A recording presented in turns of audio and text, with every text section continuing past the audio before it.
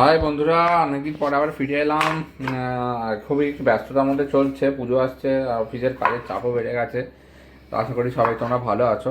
চলো, আমি আজকে আলু পটল দিয়ে একটা ইউনিক রেসিপি বানাতে যাচ্ছি। সোনি এখন পটলটা কাটছে। তো এটা তোমরা দেখতে থাকো আমাদের সাথে। পটলটা কাটা হয়ে যাক, দেখো কীরকমভাবে পটলটা কাটছে। পটলটা উপরে ছুলে মাঝখান থেকে ডুরডুর করে দিচ্ছে। আলু আর পটলটা এতে একটু বড় বড় রাখতে হবে। তো পটলটা কাটা হয়ে যাক আর আলুটাও কাটা হয়ে যাক, তারপর আমরা ফিরে এসে ফিগার দেখাবো কীরকম আমরা কেটেছি। তারপর আমরা স্টেপগুলো দেখাবো। পরপর এই দেখো কেটে দিল কি সুন্দর করে, এই মাঝখান থেকে করে দিচ্ছে। তো এরকম পিসগুলো বড় বড় করে রাখা হচ্ছে। আরও বড় পটল হলে আরও ভালো হয়, এটা একটু বিয়েবাড়ি স্টাইলে বানাবো। চলো, এটা কাটা হয়ে যাক আর আলুটা কাটা হয়ে যাক, তারপর আমরা ফিরে আসছি। দেখো বন্ধুরা, পটল আমাদের খুব সুন্দরভাবে কাটা হয়ে গেছে। তেল আমাদের দেওয়া আছে, তেলও পুরো গরম হয়ে গেছে। চলো দেখো, ধোয়া উঠতে শুরু করেছে। সোনিয়া যতক্ষণ আলুটা কাটবে ততক্ষণ পটল আর আলু দুটোই আমাদের যেহেতু ভাজতে হবে। তো দেখো আলু আমাদের রেডি হয়ে গেছে। তো সোনিয়া যতক্ষণ এটা কাটবে ততক্ষণ আমরা পটলটাকে ভেজে নিই, ভেজে নেব। তার আগে একটু তেলের ভেতর গোটা জিরে ছেড়ে দেবো। গোটা জিরে দিয়ে পটলটা, গোটা জিরে দেবো একটু। গোটা জিরে দেওয়া হলো। দেখো তেল খুবই গরম হয়ে গেছে, পটলটা ছেড়ে দাও। পটলটাও ভেজে নেবো, একটু নুন দিয়ে ভেজে নেবো। তুমি একটু নুন দিয়ে দাও, তো লাল লাল করে ভেজে নেবো। কোনো ধরনের হলুদ ফলুদ এখন কিচ্ছু দেবো না, শুধু নুনটা দিয়ে আমরা এটাকে ভেজে নেবো। এ দেখো একটু নুন দিয়ে দেওয়া হলো টেস্টের জন্য। চলো নুনটা দিয়ে পটলটা ভেজে নিই, তখন আলুটা কাটা হয়ে যাবে। তো পটলগুলো ভাজা হয়ে গেলে তুলে রেখে আলুটা ভাজি। চলো দেখো বন্ধুরা, আমাদের আলু কাটা রেডি হয়ে গেছে। এই যে আলু কাটা রেডি হয়ে গেছে, পটল আমাদের লাল লাল হয়ে গেছে, দেখতেই পাচ্ছ। চলো শুনিয়ে এবার তুলে দেবে এটাকে নিয়ে। ওই তেলে নুন ফুন সব কিছুই দেওয়া আছে। তো আলুটা আরেকটু বেশি নুন লাগে, তো আরেকটু নুন অ্যাড করে আমরা আলুটা ভেজে নেবো, লাল লাল করে ভেজে নেবো। তারপরে ওই ভাজা হওয়ার মুহূর্তে আমরা অন্য জিনিসগুলো তৈরি করে নেবো, সেটাও তোমাদের দেখিয়ে দেবো। চলো সোনিয়া এটা তুলে নিচ্ছে। পটল আমাদের হয়ে গেছে। 4-5 মিনিট হাই ফ্লেমে ভাজবে, ভেজে তোমরা তুলে নেবে। দেখো বন্ধুরা, পটলটা আমাদের পাত্র চলে এসছে। তো পটলটা এটা আমি ফার্স্ট টাইম বানাচ্ছি। তো পটলটা সোনিয়া তুলে নিল, দেখো লাল লাল হয়ে গেছে। চলো এবার এটাতেই আমরা এই তেলে হালকা একটু আলুটা ছাড়বো, হালকা করে নুনটা দিয়ে নুনটা মিশিয়ে নেবো। একটু নুন মিশিয়ে এগুলো ফুল ফ্লেমে 10 মিনিট ভেজে নেবো, লাল লাল করে নেবো। চলো আলু আমাদের চলে গেলো, একটুখানি নুন দিয়ে দাও।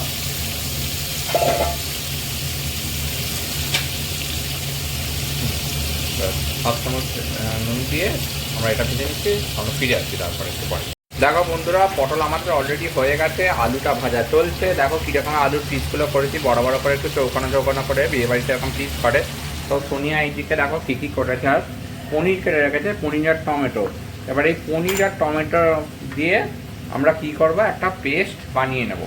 পনির, টমেটো আর দুটো কাঁচা লঙ্কা দেবো আমরা, জাস্ট ফর টেস্ট, মানে পনিরের একটু ঝাল টেস্ট করার জন্য দুটো কাঁচা লঙ্কা দিয়ে দাও, নিয়ে এটা পেস্ট করে নাও। দেখো আমাদের রেডি হয়ে গেছে, কাঁচা লঙ্কা দিয়ে দেওয়া হয়েছে। তো আমাদের আর এক্সট্রা জল দিতে হবে না, কারণ টমেটোতেই জুস আছে। চলো এটা কি করব, এটা ঘুরিয়ে আমরা এটা একটা পেস্ট করে নেবো। আর যেহেতু আমরা আদা পাউডার ব্যবহার করবো, তাই আদা আমাদের দরকার নেই, আমরা জিঞ্জার পাউডার ব্যবহার করব। তো এটাই আমরা ঘুরিয়ে নেবো। আর যাদের জিঞ্জার পাউডার নেই তারা স্লাইস স্লাইস করে আদা কেটে আদা এর ভেতর দিয়ে ঘুরিয়ে নিও।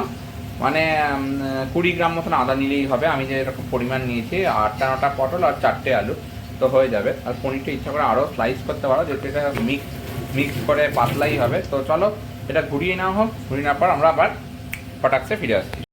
দেখো বন্ধুরা, আলু প্রায় লাল লাল হয়ে এসছে। একটু আস্তে করে দিয়েছি, আলুটা একটু সেদ্ধ হবে, কারণ আমরা আগে সেদ্ধ করে নিইনি।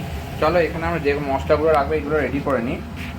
যা পরিমাণ আছে সেই পরিমাণ মতন 1.5 টেবিল স্পুন ধনে গুঁড়ো, জিরে যেহেতু দেওয়া আছে গোটা জিরে দেওয়া আছে, 1/2 টেবিল স্পুন জিরে গুঁড়ো,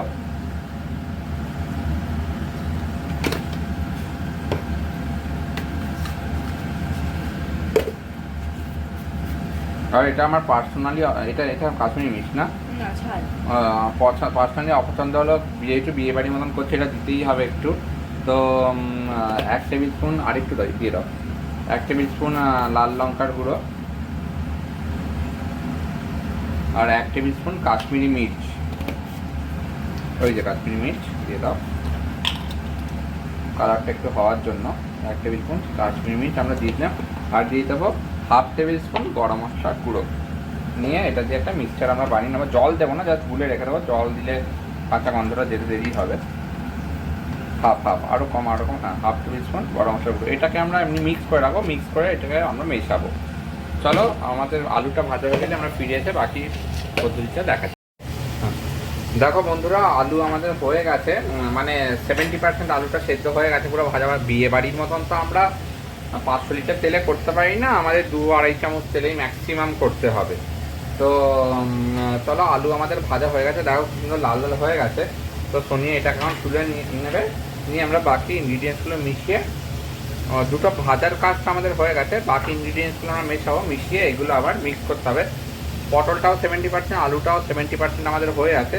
তো চলো এবার এটা সোনিয়া তুলে নিচ্ছে, তুলে নিয়ে এবার বাকি আমরা মশলাটা আমি কী করতে হবে, রেডি করাই আছে, মেশাবো আর করবো। চলো সোনিয়া এটা তুলে নাও। একটু গ্যাসের ফ্লেমটা কম করে দিলাম।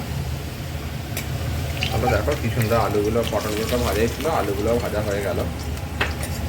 চলো এবার এটা তুলে নিচ্ছ নিয়ে তারপর আমরা আবার ফিরে আসছি।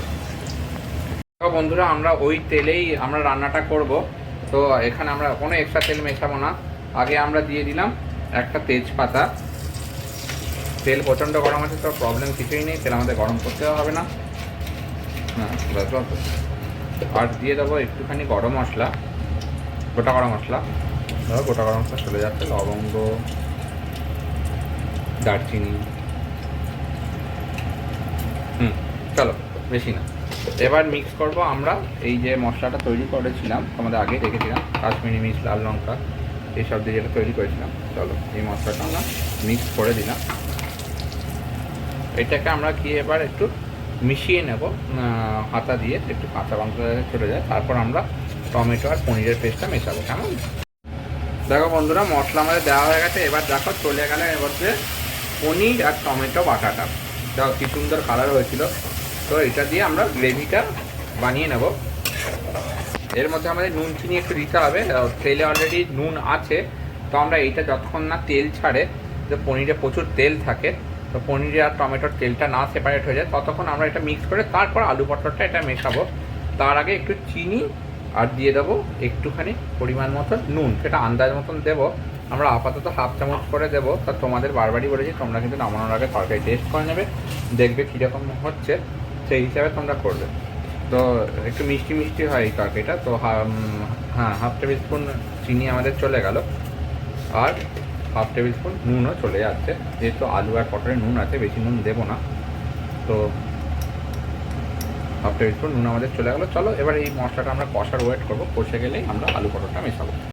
দেখো বন্ধুরা, তেল সেপারেট হয়ে গিয়ে টমেটো তারপর পনিরের কী সুন্দর বেরিয়ে গেছে, কালার বেরিয়ে গেছে। এবার চলো আমরা একটা জিনিস মেশাবো এবার, জিঞ্জার। যেহেতু আমরা আদা বাটা দেবো না, বলেছিলাম জিঞ্জার পেস্ট দেবো। তো দেখো আমরা জিঞ্জার পেস্ট মিশিয়ে দিলাম। কোন কামে যেটা বিগ বাস্কেট থেকে আনা, বিগ বাস্কেটের অয়েলে জিঞ্জার পেস্ট মিশিয়ে দিলাম। চলো হয়ে এসছে। এবার আমরা পটল আর আলুটা মেশাবো, একটুখানি মিক্স করে নিয়ে জিঞ্জার পেস্টটা তারপরে মিশিয়ে দেবো। দেখো বন্ধুরা, কি সুন্দর ঘন হয়ে গেছে। তো সব কিছুরই কাঁচা গন্ধটা চলে গেছে, খুব সুন্দর হয়ে গেছে এই জিনিসটা। সব কিছু মশলার কাঁচা গন্ধটা হয়ে গিয়ে তেলটাও আলাদা হয়ে গেছে। চলো এবার আমরা আলু পটলটা মেশাতেই পারি। আমরা আলু পটলটা চলো এবার মিশিয়ে দিচ্ছি। আলু পটলটা মিশিয়ে দিয়ে এবার আমরা আঁচটা কম করে একটু ঢেকে রাখবো। 70% হয়ে গেছে, তো আরও কিছুটা হবে। তো আলু পটলটা মিশিয়ে একটুখানি আমরা এতে জল মেশাবো। জল মিশিয়ে আমরা একটুখানি ঢেকে রাখবো। ঢেকে রাখার পর আমরা ফিরে আসছি তোমাদের কাছে। চলো জল মিশিয়ে দাও শুনিয়ে। দেখো বন্ধুরা, কি সুন্দর কালার হয়ে গেছে। আমরা পটল আর আলুটা পুরোপুরি মিক্স করে নিয়েছি। এবার শুধু এর মধ্যে আমরা শেষ জিনিসটা একটা দেবো, তারপর আমরা জলটা ঢালবো। শেষ জিনিসটা যেটা হলো সেটা হলো আমরা হাফ টেবিল স্পুন ঘি দেবো। ঘি দিয়ে আমরা এটা হাফ টেবিল স্পুন আমাদের ঘি চলে গেল, রেড কাউয়ের ঘি করে আমরা জলটা মেশাবো। একটুখানি জল বাড়িয়ে আমরা মিক্সটা করে নেব, যাতে ডাইরেক্ট ঘিয়ের উপর জলটা না পড়ে। চলো দেখো ঘিটা মিশে গেল সাথে সাথে, দেখতেই পাচ্ছ কি লোভনীয় কালার এসে, কি সুন্দর টেক্সচারটা হয়েছে। এরকম তো হয় না বিয়ে বাড়িতে একটুখানি গ্রেভিটা রাখে আলু পটলে। চলো তো আমরা এটা মিশিয়ে নিই, জলটা মিশিয়ে নিয়ে তারপর আমরা ঢাকা দিয়ে সেদ্ধ করে ফিরে আসছি আমাদের। চলো চলে গেলো এই আমাদের জল, এবার হবে আরামসে সেদ্ধ। তারপর আমরা ফাইনাল ফিগার হয়ে ফিরে আসছি। 10 থেকে 12 মিনিট লাগবে, তারপর আমরা ফিরে আসবো। দেখো বন্ধুরা, 10 মিনিট হয়ে গেছে, তো আমরা 10 মিনিট পরে ফিরে এসেছি। তোমরা ভাজবেও 10 মিনিট, রাখবেও জল দিয়ে 10 মিনিট। তো মনে মনে টেনশন আছে কেমন হয়েছে। তো চলো 10 মিনিট পরে আমরা এটা উন্মোচন করতে চলেছি। আমাদের কড়াইয়ের উপর থেকে ঢাকনা। হ্যাঁ যাচ্ছি মা, যাচ্ছি। বাবুর খিদেও পেয়ে গেছে, দেখো বাবু ঘুরে বেড়াচ্ছে। এরকম হ্যালো বলো, হাই, খেলছে। চলো, তো সোনিয়া তুলছে এটা, দেখা যাক কেমন তৈরি হয়েছে। বাহ বাহ, দেখো কি সুন্দর টেক্সচার হয়েছে, বিয়ে বাড়ি হয়েছে। হ্যাঁ, তো দেখো আশা করি করতে পেরেছি ওরকম টেক্সচার। তো হ্যাঁ, ওরা একটু টেস্ট করে নিতে, তো আশা করি ভালোই হবে। তো প্রথমবার বানালাম এটা, আলু পটলের তরকারি বিয়ে বাড়ির মতো। তো একটু ঝামেলা আছে, একটুখানি খাটতে হবে। তো আমি তো খাটুনি রান্না ছাড়া নর্মাল রান্না বানাই না প্রায়।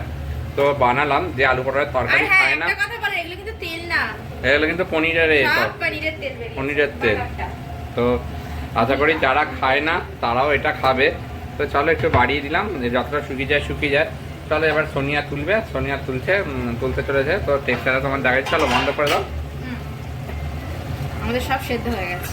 চলো, হয়ে গেছে। কড়াই থেকে তুলতেই ইচ্ছে করছে না। চলো, এই কড়াই থেকে এই চলে এলো আমাদের বিয়ে বাড়ির মতন করে আলু পটলের তরকারি। চলো এরকমভাবেই তোমরা বানিয়ে নেবে তাহলে। আশা করি তোমাদের এই রান্নাটা ভালো লাগলো, একটা নতুনভাবে শেখাতে পারলাম আলু পটলের তরকারি। এরকমভাবে তোমরা বানিও, আমাদের জানিও তোমরা কেমন বানালে। এটা কোনোই রিচ না, পনির দেওয়া স্বাস্থ্যের পক্ষে খুবই ভালো। নিরামিষ হলেও, নিরামিষ তরকারি হলেও খুবই সুস্বাদু লাগবে। লুচি পরোটার সঙ্গে তো আরোই ভালো লাগবে। দেখো পুরো তেলটা, পনিরের তেলটা নিচে চলে এসছে। তো হ্যাঁ, পোলাও ওসবের সাথেও ভালো লাগে, ভাতের সাথে তো খাওয়া যাবে অবশ্যই। এরকমভাবে তোমরা বানিও, জানিয়ে তোমাদের কেমন লাগলো, কেমনভাবে বানালে। তোমাদের পাশে থেকো, তোমাদের সবসময় আমরা পাশে আছি। তোমরা সবাই ভালো থেকো। চলো টাটা, এখনকার মতন আবার নিয়ে আসবো কোনো নতুন রান্না নিয়ে। সবাই খুব খুব ভালো থেকো।